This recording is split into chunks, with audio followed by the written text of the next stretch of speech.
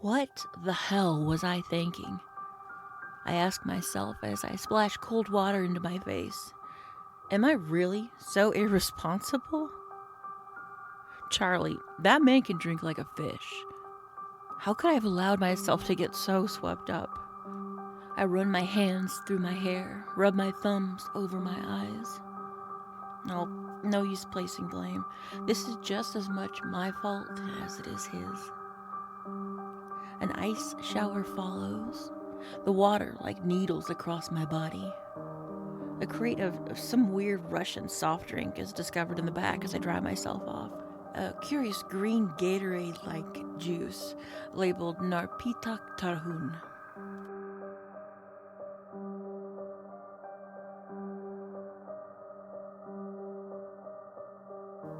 I pop the cap and chug one down, as do the others.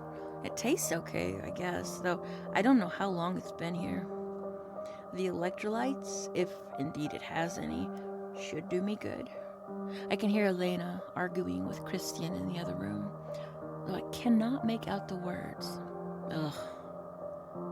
I take a look at myself in the mirror, at my bloodshot eyes, the guilt in my expression.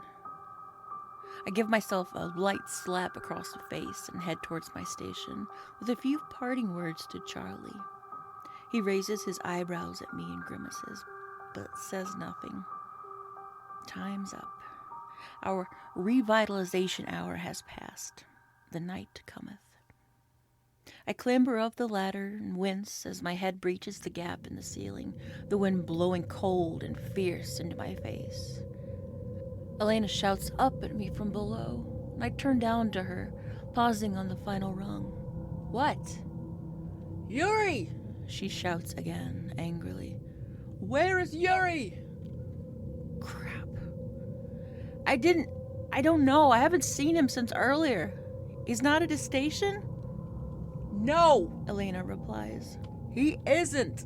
And the sun will be down in a minute or so. She draws her radio from her belt and up to her mouth. April, come in please. Have you seen Yuri? Oh, Elena, I call down. April's radio has still been broken. She won't be able to hear you. Elena swears loudly in Russian, slamming the radio back into its clip on her belt. What is wrong with you people? She exclaims, swiveling on the spot and marching off into the complex. Shivering, I return to the ladder and ascend up and onto the roof, heading over to my position by the gun and dropping down to a crouch, looking through the sights of the mountainside all around. Another clear night tonight. I blink rapidly, trying to force away the dizziness. The bitter cold of the air helps somewhat. I am aware of the gravity of my fuck up, but still, I do actually feel a little braver tonight. Brave? No, you're just stupid. Idiot, you're still drunk. The sun sinks behind the mountains. I wipe a sheen of alcohol sweats from my forehead, glancing away and up to the sky. Clouds swirl softly overhead, and little flakes of snow begin to fall, one by one. I wonder how long it'll take for the demons to show up this time. Last night gave us 3 hours of steadily building tension. Could it be a similar story tonight? More, maybe? My question is swiftly and brutally answered, even before I have had time to allocate significant brain power to such a line of thought. They appear. To my utter dismay, the demons arrive at the very instant the night begins. The tip of the sun sinks beneath the horizon, and the song begins to shiver its way through the night from peak to peak. Discordant tonight, jarring, sharp notes where one does not expect them, like nails on a chalkboard. And I grit my teeth. Dark, void-like air crashes in the form of waves into the cliff far below, right where the rocky slopes are lost to darkness, and up they clamber two to begin with, shadowy, near formless shapes, these long, shimmering arms reaching out, grabbing hold of the rock, and hauling themselves up towards me. The arms vanish back into air as more are thrown out, an endless cycle of grabbing hands and clawing, feverish limbs. I suck some mountain cold air in through my teeth and angle down the weapon. The great contraption clanking and creaking as I fire the first chaotic stream of screaming light. Down tears the beam with an electric shudder, an arrow of gold in the gloom as it burns right past the demons directly below, and I curse and try again, this blast too going wide. Come on, come on! Third time lucky. I feel the juddering in my forearms as the light is sent searing down, and the demons are both caught together. They burst into wisps of smoke and shards of clattering bone, and I bring the weapon round, firing again as the next of the abomination appears over to my left. This is not good. This is not good at all. Where the hell is Yuri? Is Elena even at her station yet? She was trying so hard to make sure that the rest of us were all ready. Why do the demons have to arrive so early tonight? Shit. One of the creatures gets frightening close. Adrenaline surges as the shadow ripples up the mountainside toward me, reaching up and out with a desperate hand, and at this range, I swear, I can see the rough outline of something in its shadow, a head and a pair of shoulders, perhaps? A jaw that stretches from one side to the other, opening wide as the darkness spills out. I cry out in horror and slam down the weapon, releasing a beam directly beneath, temporarily blinded as the blast thunders out and tears down the rocky wall below, destroying the demon with a screech and a clatter of bones. One of these bones, a piece of rib by the looks of it, flies up and over my head. I duck to the side as it flies behind me and strikes the wall, tumbling down to the ground below. Too close, too close. Come on, Adam, come on. Don't let the enemy into the outpost. Don't let the enemy into the outpost. I blink some more as the colorful streaks of retina-burned light flash across my vision. I groan and my stomach lurches. I found a way to somehow make my experience on this outpost even worse. Your comrades' lives are at stake. Wake up, soldier. Wake up, Adam, whispers the voice of a demon into my ear. I jump in fright and swat at the air instinctively, but there is, as always, nothing there. Wake up and see the truth. I require entry into the tomb. I do not want to hurt you, but I will do what I must. I have been waiting for a long, long time. I grip my teeth and swing the weapon around, firing off concentrated bursts at the approaching targets. What the hell are these things? I muttered to myself, blasting the weapon again and again. The alcohol has provided me with some temporary resistance to the cold, it would seem. The wind, despite the shock of the initial chill, does not seem quite so brutal. But the trade-off in terms of accuracy and sense of impending doom were really not worth it. Not worth it in the slightest. Many of my shots go wide. The demons clamber ever closer to my position, streaming constantly up the walls. And every time that they reach a certain distance away, my terror flares up, the fear of the unknown. I still don't know exactly what would happen if such a creature were to breach and make their way onto or into the outpost. A shout way off to my right draws my attention. I shoot a quick glance over the roof and catch a blur of moment at the wall's edge. Lightning-like flashes in the darkness all around illuminate the edges of the cliffs, the walls, and my comrade, Yuri. My blood freezes. The man is a mess. stationed on a section of roof across a gap over to my right. He's shouting belligerently down and into the shadows below. I watch in horror as a pair of hands grab the wall by Yuri's side. It's difficult to see from this distance, but there's nothing else they could be.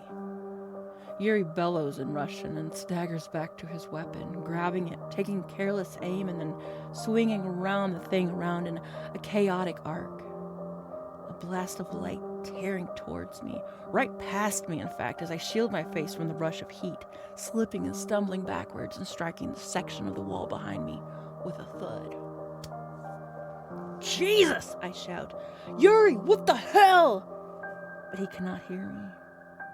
Either that or he's simply failing to listen. The light goes white again and again as the man struggles with the machinery.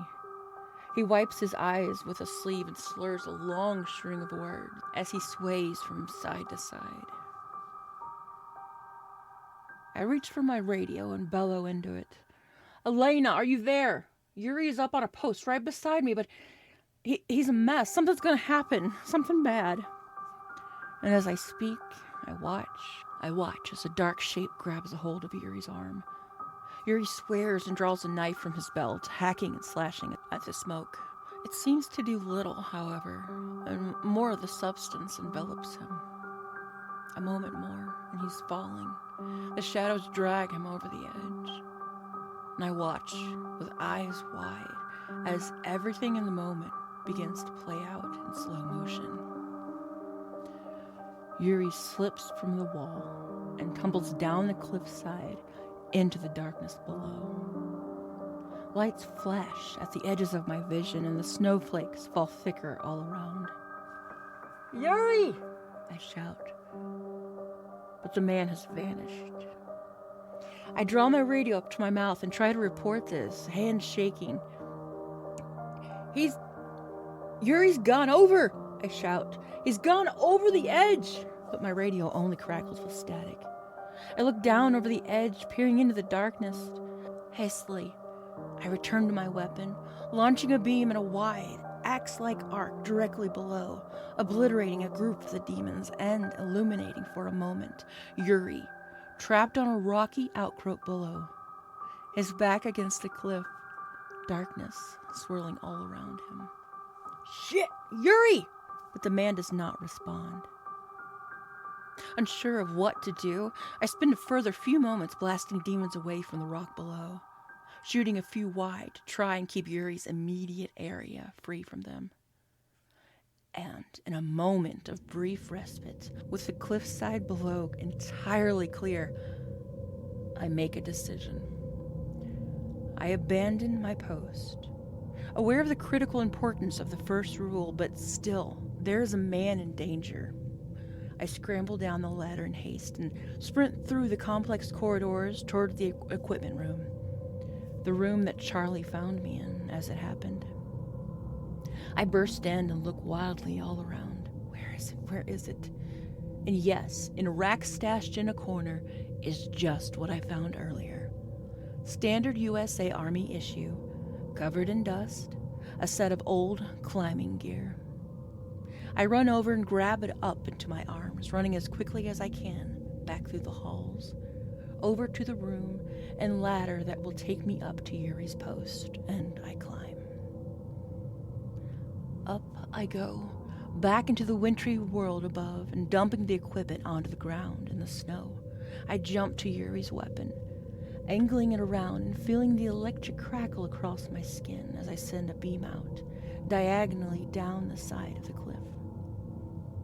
Demons burst and steam with shattered bones, and I swivel on the spot, grabbing the equipment and getting myself into it as quickly as possible, finding an anchor to attach it to, all while simultaneously trying to protect both my own and Yuri's sections of wall.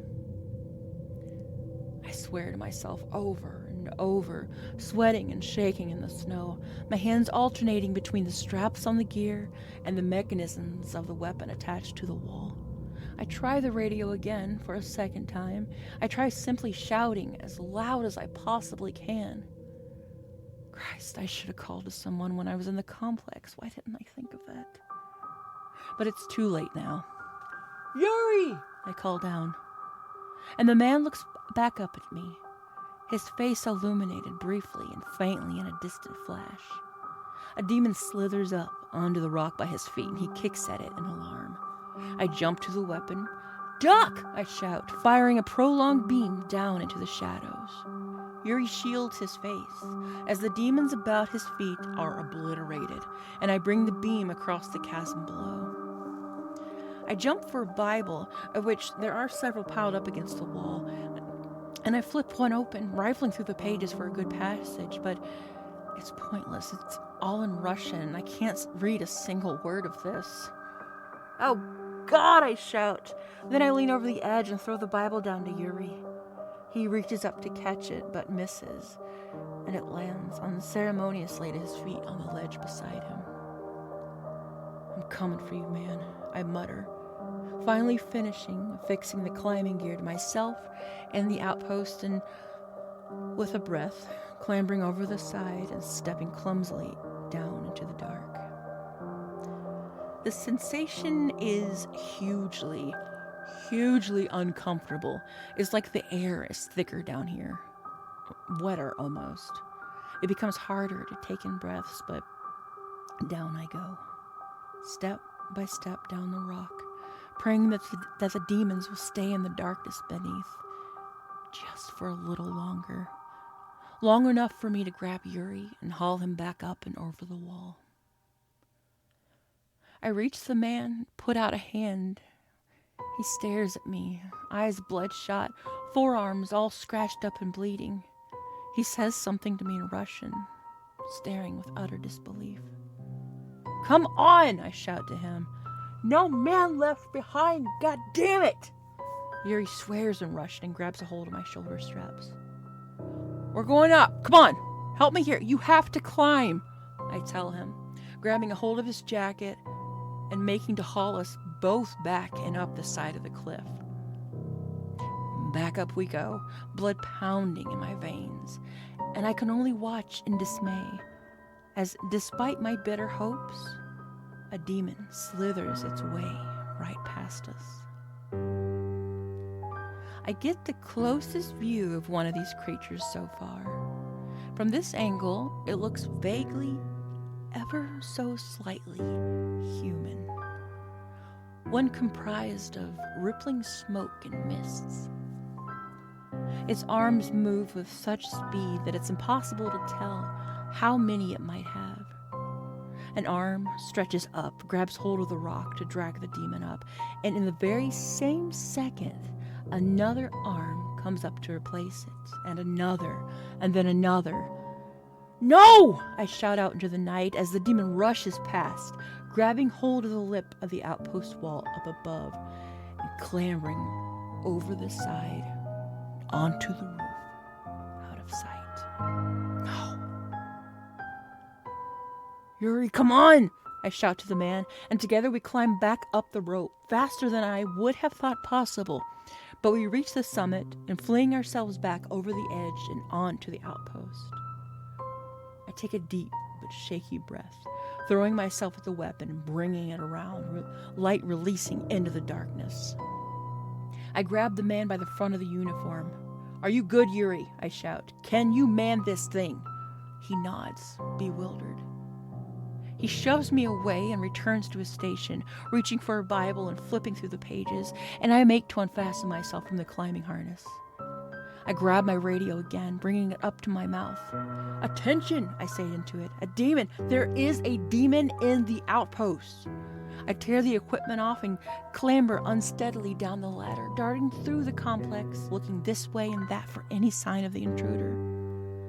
I don't know what I will do if I actually find it, however. Everything is a blur. I just know that this is partly my fault, my responsibility, and so I have to be the one to deal with it.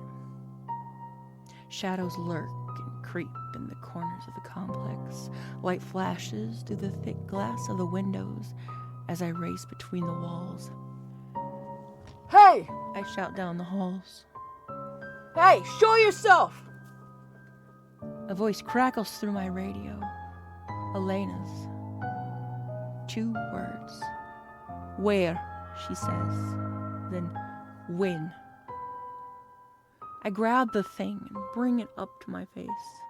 5 minutes ago or so, by side of the outpost, with Yuri, by Yuri's station.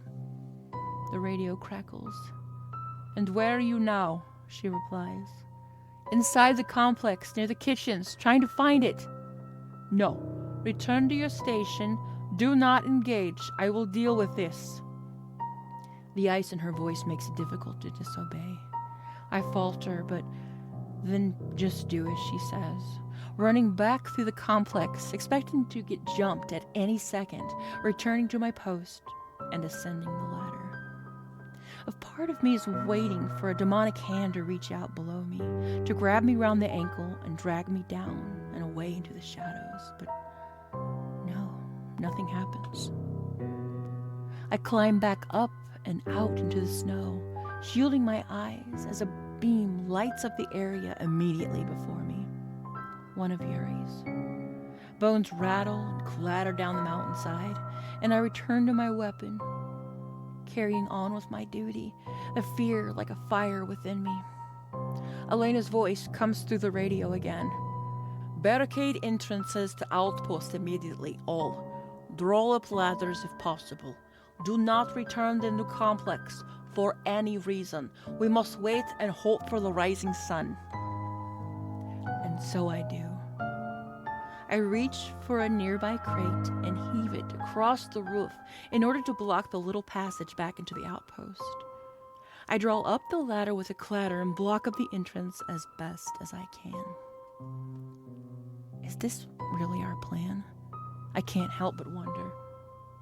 Leave the demon inside to its own devices? What happens at daybreak? Will it simply die? That's what I'm hoping, but it's too chaotic right now to formulate any kind of serious alternative. I just do my best to keep any further demons from breaching the walls. Rule number 1, do not let the enemy into the outpost. Do not let the enemy into the outpost. Fuck. Oh, hell. And I was doing so well, too. What's going to happen now? What's going to happen to the outpost? To us? I remember Christian's word from earlier about the last time the demons got into the complex. It was like taking away the mosquito net by the banks of a tropical river. I grimace. And as the night deepens, the demons become more and more numerous. Whereas in the previous nights and in the past few hours, it was the occasional assailant, clambering up the cliffside in ones or twos. They now appear thick and fast in hordes. Constant, an endless stream of monsters in the dark. Sweat pounds from my body. I can feel it freezing across my skin. My hands ache and burn with exertion. The muscles in my shoulders and upper back scream in time to the blast of the burning, blinding light. The song from the mountains is almost entirely lost beneath the endless shiver and rattle of ribs and spines and bones. As demon smoke billows in all directions, my silver cross is gripped tight in my left hand, and my voice repeats a nonsensical tale of ceaseless, disjointed, vaguely appropriate Bible verses until it is hoarse, and I still shout out into the shadows. And the whispering becomes worse. And the things they say. Adam, you are no first man. Stand aside. You cannot stop the tide. You are a good man, Adam. You do not belong here. In this, just let me pass. I won't hurt you or your friends. I promise. Let me in before it's too late. I can save them if you let me. Your brother would understand. Just stand aside. Tricks. All of it tricks. I have to believe this because any alternative is too dangerous to even consider. So I do my duty. The outpost and the surrounding mountains are flashed with light and fire and smoke all the long way through till the sparks of the morning. I do not collapse with instant relief as the first flicker of sunlight appears on the horizon. I do not even notice it. My eyes are shot with retina burnt streaks of color. Every blink is like a fireworks show. My hands are white and frozen, yet still they tremble violently, gripping tight to the side of the weapon. I angle it this way and that and then back again, searching for demons, still repeating the verses over and over. But after several minutes of no further approaching creatures, I finally risk a quick glance up to the sky. I see the light, the natural light of the day, not whatever terrifying light it is that we create here with these accursed weapons. I gasp and stagger backwards, unclenching the fingers of my left fist slowly, listening to them crack, and I carefully pry the silver cross from my grip. A deep imprint has been left in my flesh, the outline obvious, and I return the little cross to my chest, eyes still wide, shivering. In a dreamlike daze, I push aside the crate and the other items I used to barricade the entrance to the rooftop lookout. I send the ladder back down with a metallic rattle, the noise like the bones of the demons against the rocks. I turn, and step by shaking step I descend. My muscles failing me on the final few rungs, and I crash down into a heap at its base, groaning as I try to climb back up. Sleep. I need to sleep. It's weird. My mind tells me I need to rest, but my body remains on high alert, heart pumping, senses primed despite my weariness. It's very difficult to describe. And I know I'm going to get shouted out by Elena too, something I'm really not looking forward to. Elena. Fuck. And the demon. There's still a demon between these walls. Christian appears at the end of the corridor, rubbing his forehead. Christian, I croak out, raising a hand and walking towards him. The light from the sun has yet to do more than allow the briefest trickle of light through the glass, and the walls are still thick with shadow. Christian, hey, is it safe? Do the demons all disappear when the sun rises? Is there anything we need to do? Christian sighs as I approach. He brings up a second hand to rub his eyes. Christian, I say, in a voice barely above a hoarse whisper. You heard the radio, right? The demon, the one that got in? Is it gone? What do we do? Is it safe? The man removes his hands from his eyes. A dark, human-sized silhouette at the corridor's end. A warm body between these cold, sterile walls. And he turns to me. Slowly. His body remains perfectly still, however, as do his shoulders, and only his head makes the turn, turning slightly, ever so slightly further than it should. I stare at him, and he at I. He steps from the shadows, and I'm able to see his eyes in the dim glimmer of light. The color in them has completely vanished. There's only white, with the tiniest pinprick of a pupil in the center of each. I take a slow, horrified step back. Christian. The black of the man's pupils dilate. They expand, and then they expand further still until the entirety of his eyes are all washed over in black. His body cracks as he moves it around to line up with his head. And step by step, he begins to make his way towards me, shambling through the shadows. Hey there. I know it's been forever and a day since I last updated, and again, I'm sorry. Life just always gets in the way. However, here's part 4.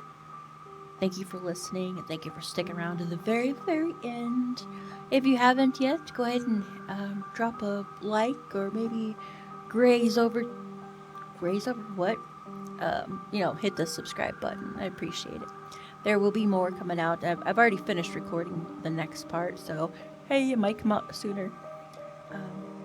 Thank you to the author, thank you to the listeners, thank you to the people that made all the graphics, and thank you to my mom and dad for giving me the ability to speak and read.